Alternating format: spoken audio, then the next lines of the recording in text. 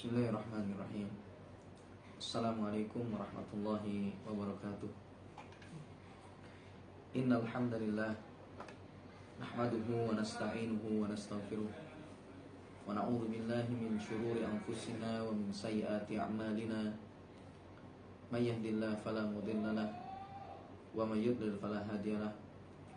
Asyhadu an la ilaha illallah wahdahu la syarika lahu wa asyhadu anna Muhammadan 'abduhu wa rasuluh. Qala Allah Ta'ala, ya ayyuhalladzina amanu taqullaha haqqa tuqatih wa la tamutunna illa wa antum muslimun.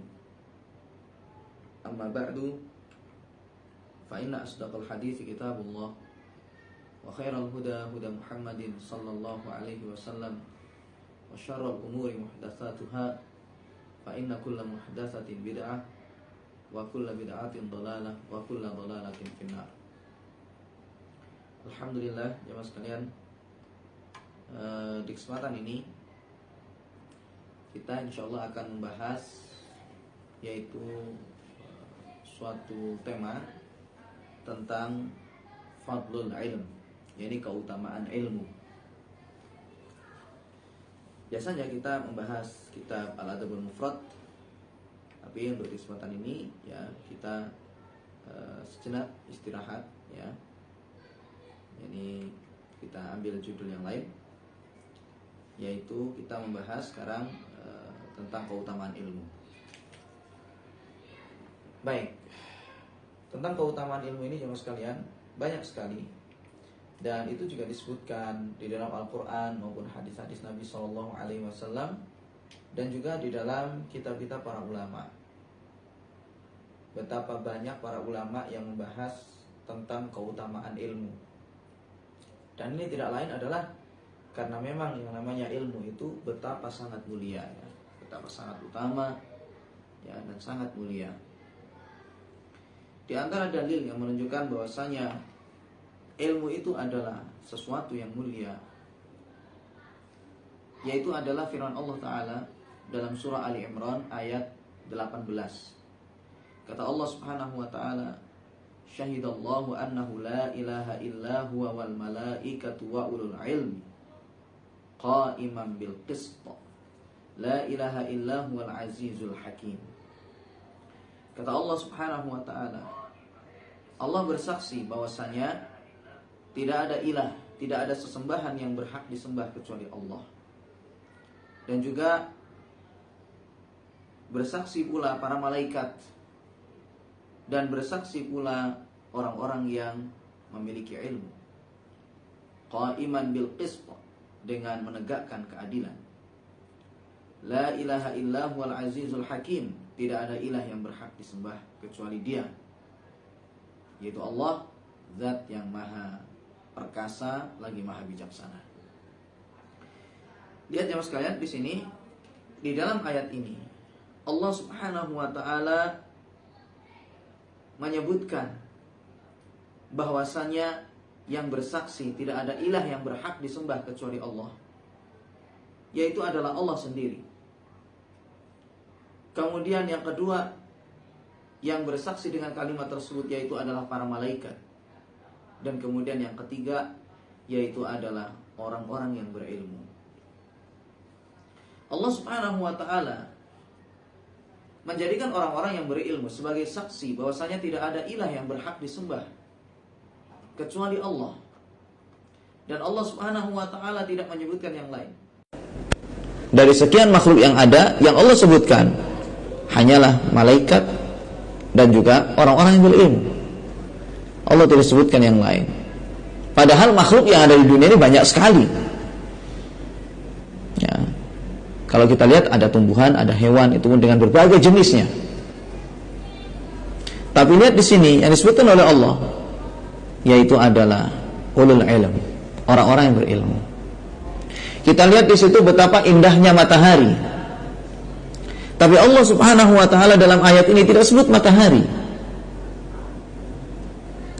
Indahnya rembulan, indahnya bintang, besarnya langit ya, dan juga besarnya arsy sekalipun. Segala sesuatu yang ada di dunia, dari makhluk-makhluk yang ada, ternyata Allah Subhanahu wa ta'ala tidak sebutkan mereka. Yang Allah sebutkan sebagai saksi bahwasanya tidak ada ilah yang berhak disembah kecuali Allah di dalam ayat ini. Dari makhluk yang ada semuanya hanyalah malaikat dan juga orang-orang yang berilmu.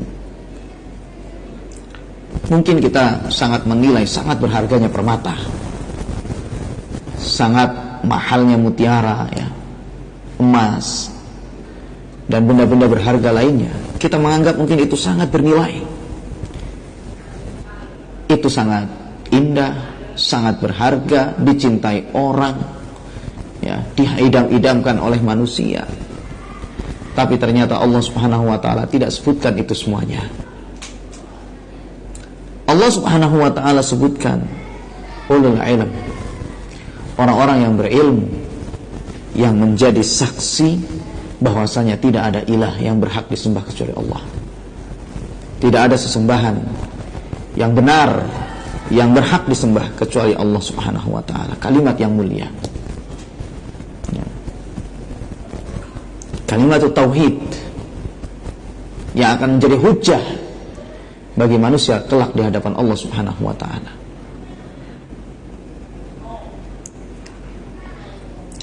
Kemudian jemaah sekalian, dari ayat itu Allah Subhanahu wa ta'ala menggandeng dirinya, malaikat, dan juga orang yang berilmu. Disebutkan oleh Allah Subhanahu wa ta'ala secara berturutan, ya, secara berurutan.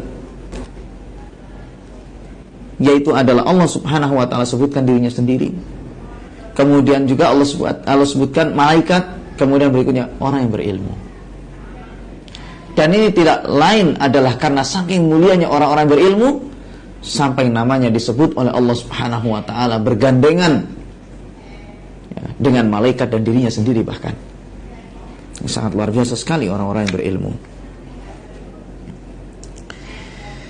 Allah Subhanahu wa ta'ala jadikan orang-orang berilmu itu sebagai saksi. Kita tahu sendiri jemaah sekalian bahwasanya yang layak menjadi saksi itu hanyalah orang-orang yang adil, orang-orang yang bagus agamanya, ya, orang-orang yang bagus istiqomah di dalam agamanya dan juga muruahnya. Maka itu yang layak untuk dijadikan sebagai saksi. Harus orang yang adil. Tidak boleh orang yang sembarangan, yang dia orang yang fasik, penuh dengan dosa dan maksiat, melakukan dosa-dosa besar, kemudian dijadikan saksi, maka tidak sah persaksiannya. Yang layak dijadikan saksi adalah orang-orang yang istiqomah di dalam agamanya. Bayangkan, Allah Subhanahu wa ta'ala tidak sebut ahli ibadah sekalipun di dalam ayat ini. Ya, Allah jadikan saksi sebagai saksi dari kalimat tauhid, yaitu adalah orang-orang berilmu. Sampai orang ahli ibadah sekalipun tidak disebut oleh Allah. Padahal kalau kita lihat orang yang ahli ibadah luar biasa sekali, ya, dengan segala kesolehannya dan lain sebagainya. Tapi ternyata ingat bahwasanya seorang ahli ibadah, banyak mereka terjerumus ke dalam hal-hal yang dimurka oleh Allah Subhanahu wa ta'ala karena kebodohannya. Karena ternyata yang namanya ibadah itu masih membutuhkan ilmu. Ibadah seikhlas apapun, tapi ternyata tidak didasari dengan ilmu, maka itu pun sia-sia. Karena tidak mengerti bagaimana cara beribadah yang benar. Dan orang tidak mungkin dia bisa melakukan ibadah dengan baik kecuali dengan ilmu. Orang tidak bisa jujur dengan benar kecuali dia memiliki ilmunya. Orang meskipun dia amanah, tapi tidak mungkin dia bisa melaksanakan amanahnya dengan baik kecuali dengan ilmu. Kewajiban semuanya tidak mungkin bisa terlaksana dengan baik, dengan benar, kecuali dengan ilmu. Makanya Allah Subhanahu wa ta'ala sebut di situ orang yang berilmulah yang layak untuk menjadi saksi terhadap kalimat tauhid.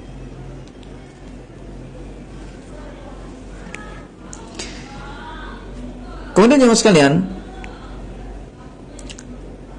di antara keutamaan ilmu, yaitu adalah Allah Subhanahu wa ta'ala perintahkan nabinya yang mulia agar supaya memohon kepada Allah agar menambah ilmunya. Dalam Al-Quran surah Thaha ayat 114, kata Allah Subhanahu wa ta'ala, wa qur rabbi zidni ilma. Kata Allah, katakanlah wahai Muhammad, Rabbi zidni ilma, ya Allah, tambahkanlah untukku ilmu, tambahkan ilmumu kepadaku. Lihat di sini jemaah sekalian, Allah Subhanahu wa ta'ala perintahkan nabinya untuk menambah ilmunya. Allah Subhanahu wa ta'ala tidak perintahkan nabinya untuk menambah harta,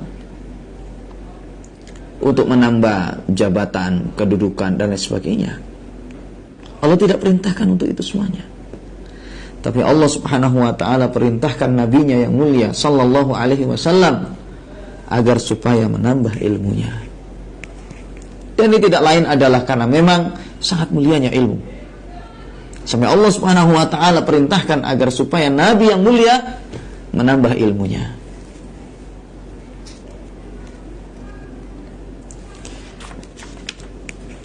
Kemudian yang berikutnya termasuk keutamaan ilmu, yaitu Allah Subhanahu wa ta'ala akan mengangkat derajat orang-orang yang berilmu.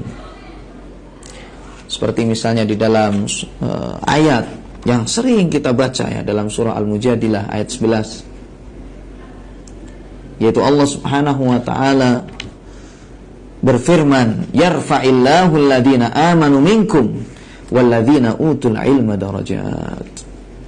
Kata Allah Subhanahu wa ta'ala, Allah mengangkat orang-orang yang beriman dan orang-orang yang memiliki ilmu dengan beberapa tingkat derajat. Dimuliakan oleh Allah Subhanahu wa ta'ala. Makanya orang-orang yang berilmu mulia di hadapan Allah, mulia di hadapan manusia, mulia di hadapan semua makhluk.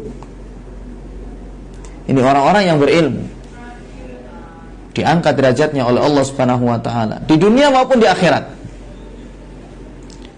Lihat orang-orang yang berilmu, bagaimana para ulama, bagaimana para sahabat Nabi sallallahu alaihi wasallam. Mereka semuanya menjadi orang-orang yang mulia. Nama mereka dikenang sampai hari kiamat.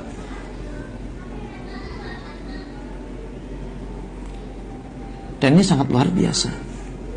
Diangkat derajatnya oleh Allah Subhanahu wa ta'ala.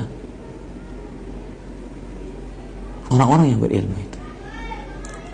Kita masih mendengar nama Abu Bakar, Umar, Utsman, Ali, Abu Hurairah, Ibnu Abbas radhiyallahu anhum ajma'in, dan sahabat-sahabat yang lain radhiyallahu anhum ajma'in. Kita sebut nama mereka ya, mereka kita masih kenang namanya, dan sampai sekarang kita seakan-akan ibarat mereka itu hadir di hadapan kita. Bagaimana kita ketika membaca hadis-hadis Nabi sallallahu alaihi wasallam, nama-nama mereka selalu disebut.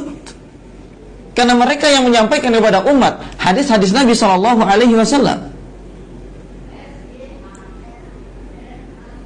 Setiap kali kita mendapatkan hadis Nabi sallallahu alaihi wasallam, selalu kita dengar nama-nama para sahabat.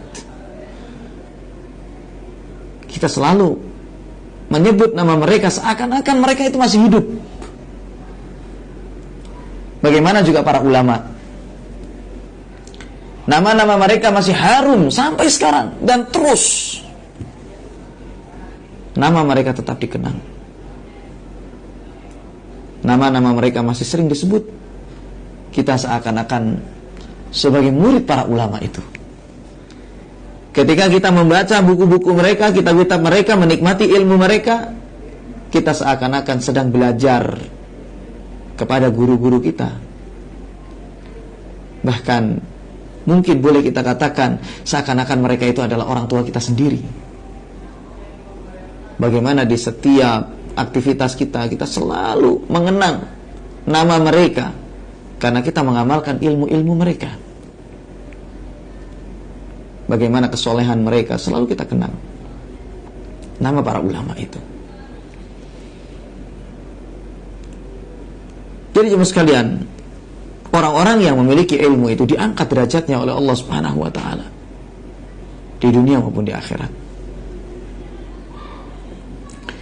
Dan juga termasuk hal yang menunjukkan betapa mulianya ilmu, yaitu adalah firman Allah Ta'ala dalam surah Fatir ayat 28. Kata Allah Subhanahu wa taala, "Innama yakhsyallaha min ibadihil ulama." Hanyalah yang takut kepada Allah dari hamba-hambanya adalah orang-orang yang berilmu. Allah Subhanahu wa taala sebutkan bahwasanya dari sekian manusia yang ada, yang paling takut kepada Allah Subhanahu wa taala itu adalah orang-orang yang berilmu. Karena dengan ilmu manusia semakin kenal kepada Allah Subhanahu wa taala. Dengan ilmu manusia lebih mengenal kepada Rabb-Nya. Sehingga orang yang berilmu semakin kenal kepada Allah, maka dia akan semakin takut kepada Allah Subhanahu wa taala. Semakin merendah kepada Allah Subhanahu wa taala. Inilah orang-orang yang berilmu. Makanya orang semakin ilmunya itu tinggi, makrifatnya, pengetahuannya tentang Allah Subhanahu wa taala semakin tinggi, maka mereka akan semakin merendah kepada Allah Subhanahu wa taala. Mereka akan semakin takut kepada Rabb-Nya. Semakin mempelajari tentang nama-namanya, mempelajari tentang halal haram, maka manusia semakin merendah kepada Allah Subhanahu wa taala. Innama yakhsyallaha min ibadihil ulama. Hanyalah yang takut kepada Allah itu adalah orang-orang berilmu. Karena dengan ilmu manusia akan semakin mengenal Rabb-Nya, dan itu akan membuat dia semakin tunduk kepada Rabb-Nya, semakin takut kepada Allah, semakin merendah kepada Allah Subhanahu wa taala. Dan orang itu jamaah sekalian, sombong kepada Allah itu tidak lain adalah karena di antara sebabnya adalah kejahilan. Karena dia kurang mengenal kepada Rabb-Nya, sehingga dia pun berani kepada Rabb-Nya, berani kepada Allah. Ya. Karena kelalaiannya akan kekuasaan Allah Subhanahu wa ta'ala, sehingga dia pun sombong kepada Allah. Ya. Tapi orang-orang yang berilmu, maka mereka akan sangat mengetahui akan kekuasaan Allah, betapa agungnya Allah Subhanahu wa ta'ala, sehingga mereka sangat takut kepada Allah dan sangat tunduk kepada Allah Subhanahu wa ta'ala.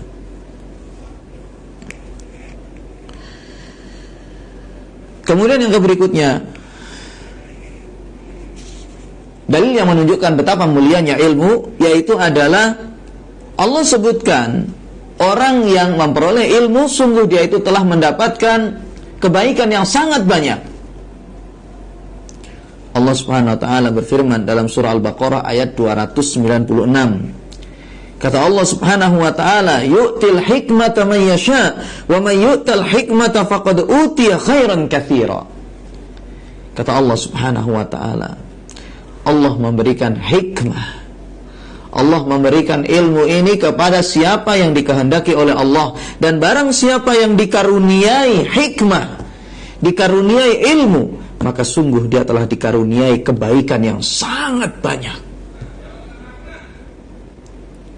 Dengan ilmu ini jemaah sekalian, orang telah mendapatkan kebaikan yang sangat banyak, yang sangat melimpah. Mengalahkan orang yang memiliki permata, memiliki emas yang sangat melimpah, ya, mengalahkan itu semuanya. Bayangkan orang memiliki emas, ya, ketika orang meninggal, hartanya ini, ya, dia memiliki permata segala macam, ternyata dimiliki oleh ahli warisnya ketika dia meninggal. Yang terus sampai kepada dia ternyata adalah ilmunya, yang diamalkan, yang diajarkan kepada manusia, itu ternyata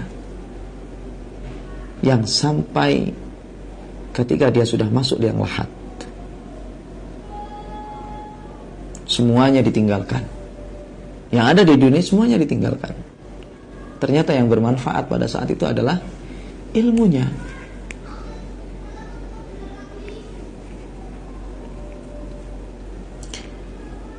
Kemudian yang berikutnya, ya, jadi ingat sebelumnya bahwasanya orang yang mendapatkan ilmu, yang Allah karuniakan kepada dia itu ilmu, maka sungguh dia telah mendapatkan kebaikan yang sangat banyak. Bagaimana dia tatkala mengajarkan ilmunya kepada manusia, menjadi amal jariah bagi dia, pahala jariah, pahala yang terus mengalir. Tatkala dia ajarkan, ya, misalnya kepada manusia tentang tata cara sholat, baca Al-Quran, tata cara wudhu, dan seterusnya. Ketika diamalkan, dia mendapatkan pahala seperti orang yang mengamalkannya. Kemudian diajarkan lagi kepada orang-orang berikutnya, dia mendapatkan pahala lagi dari orang-orang yang diajari oleh murid-muridnya. Kemudian diajarkan lagi terus sampai hari kiamat. Maka ilmu ini menjadi pahala jariah. Jutaan, ribuan, ya, mungkin triliunan orang sampai hari kiamat itu yang mengamalkan ilmu dia tadi, semuanya itu menyumbangkan pahala untuk dirinya. Dia sudah berada di liang lahat, dia sudah meninggal dunia, tapi pahala terus mengalir kepada dirinya karena ilmu yang dia ajarkan kepada manusia tadi. Makanya orang yang dikaruniakan oleh Allah ilmu, maka sungguh dia telah dikaruniakan oleh Allah kebaikan yang sangat banyak, kebaikan yang sangat melimpah. Berikutnya jemaah sekalian, yang menunjukkan tentang keutamaan ilmu, di antaranya yaitu adalah anjing sekalipun, yang kalau seandainya dia sudah terlatih, dia bisa menyerap ilmu cara berburu yang benar, ternyata hasil buruannya pun menjadi halal. Sampai Allah Subhanahu wa ta'ala berfirman dalam surah Al-Maidah ayat 4, kata Allah, fakulu mimma amsakna alaikum wadhkurusmallahi alaih. Kata Allah, maka makanlah dari apa yang ditangkap oleh anjing-anjing terlatih itu untuk kalian. Ya, makanlah apa yang ditangkap oleh anjing-anjing yang terlatih itu untuk kalian, wadhkurusmallahi alaihi, dan sebutkanlah nama Allah atasnya. Karena orang jemaah sekalian ketika dia itu melepas buruannya, ya, melepas hewan yang untuk berburu itu, maka dia harus mengucapkan bismillah. Ya, anjingnya misalnya ketika dilepas, ya, maka hendaknya bacakan bismillah. Ya. Ketika anjing ini misalnya dia mengejar hewan buruannya tadi, kemudian ditangkapnya, kemudian digigitnya sampai mati misalnya, kemudian dibawa kepada majikannya, maka hasil tangkapannya itu halal untuk dimakan oleh majikannya. Berbeda dengan anjing yang tidak terlatih. Anjing misalnya tidak terlatih, dia meskipun dibacakan bismillah, dia pergi misalnya menangkap makanan atau hewan misalnya, ya, hewan buruan misalnya yang dia inginkan, kemudian habis itu dilihat, didatengin oleh majikannya misalnya, meskipun dalam kondisi mati dan tadi disebutkan bismillah, tetapi karena anjing ini bukan anjing yang terlatih, maka hasil tangkapannya itu haram untuk dimakan oleh majikannya tersebut, karena dia belum punya ilmunya. Ya, jadi kalau anjing yang sudah terlatih, ya, ketika disuruh pergi, suruh berhenti, nah, terlatih dia, maka hasil tangkapannya yang sudah dibacakan bismillah tatkala melepasnya tadi, ya, halal, ya, hasil tangkapannya tersebut. Tapi anjing yang tidak terlatih, maka hasil tangkapannya tetap haram. Yang membedakan antara keduanya ini, antara anjing yang satu dan yang kedua, yaitu adalah ilmu. Ternyata yang halal hasil tangkapannya adalah yang sudah mendapatkan ilmu, ya, pelatihan dari majikannya tersebut. Ini menunjukkan betapa mulianya ilmu, ya. Kemudian juga dalam suatu hadis yang menunjukkan betapa mulianya ilmu, yaitu adalah sabda Nabi sallallahu alaihi wasallam, "Man yuridillahu bi khairan yufaqihu fiddin." Kata Nabi sallallahu alaihi wasallam, barang siapa yang dikehendaki oleh Allah kebaikan, maka Allah akan fahamkan dia terhadap agamanya. Jadi sangat luar biasa sekali jemaah sekalian. Jadi tanda Allah memuliakan seseorang, Allah kehendaki kebaikan pada dirinya, yaitu adalah Allah subhanahu wa ta'ala karuniakan ilmu kepadanya. Ini luar biasa sekali, menunjukkan betapa mulianya ilmu itu. Tapi tentunya jemaah sekalian, orang yang Allah kehendaki keburukan padanya, maka Allah halangi dia dari ilmu. Ya, Allah jauhkan dia dari ilmu. Apabila memang orang itu adalah orang yang dimurka oleh Allah.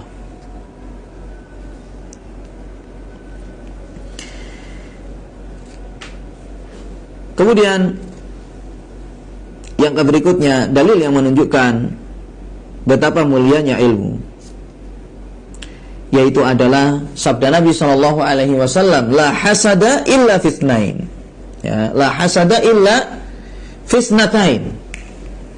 Rajulun atahu Allahu malan fasullita ala halakatihi fil haqq, wa rajulun atahu Allahu al-hikmata fahuwa yaqdi biha wa yu'allimuha. Kata Nabi sallallahu alaihi wasallam, tidak ada hasad, tidak ada iri kecuali kepada dua orang. Seseorang yang Allah karuniakan kepadanya harta, lalu dia habiskan di jalan kebenaran, dihabiskan di jalan yang benar. Dan seseorang yang Allah karuniakan kepadanya hikmah, ilmu, sehingga dia memberi keputusan dengan ilmu tersebut dan dia mengajarkannya kepada manusia. Tidak boleh kita iri kepada orang yang berharta semata, kaya semata, tidak boleh. Ya.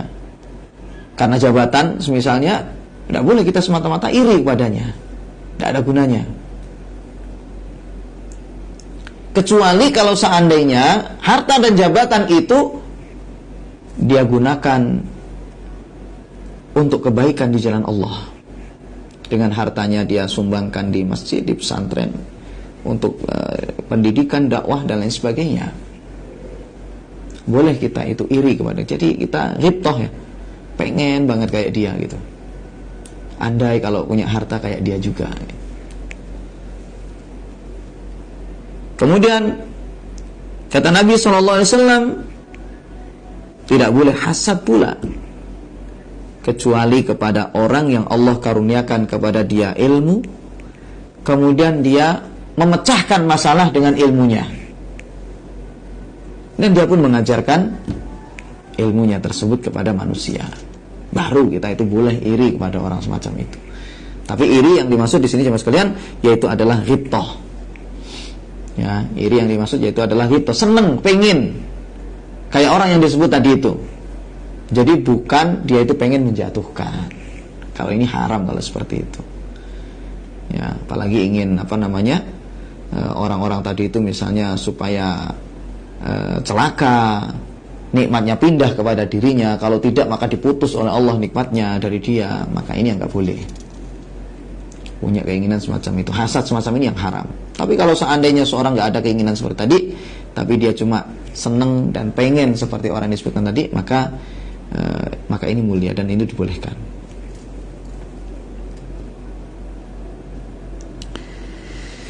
Kemudian yang berikutnya jemaah sekalian, dalil yang menunjukkan betapa mulianya ilmu, yaitu adalah dalam suatu hadis Nabi kita sallallahu alaihi wasallam bersabda, "Marhaban bi talibil ilm. Inna talibal ilmi la tahuffuhul malaikatu wa tudhilluhu bi ajnihatiha. Summa yarkabu ba'duha ba'dan hatta yablugha as-samaa'a ad-dunya min hubbihim lima yatlub." Kata Nabi sallallahu alaihi wasallam, "Selamat datang wahai penuntut ilmu. Sesungguhnya penuntut ilmu itu dikelilingi oleh para malaikat, dan dinaungi dengan sayap-sayap mereka. Kemudian para malaikat ini bertumpuk-tumpuk satu dengan yang lain sampai ke langit, ya, sampai ke langit dunia, disebabkan cintanya mereka, senangnya mereka kepada orang yang menuntut ilmu, ya, kepada apa yang dia cari, yaitu ilmu. Ya, luar biasa sekali ya, maksudnya makhluk yang mulia, ya, malaikat. Ternyata mereka berbahagia tatkala ada orang yang menuntut ilmu, senang dengan apa yang dicari oleh mereka.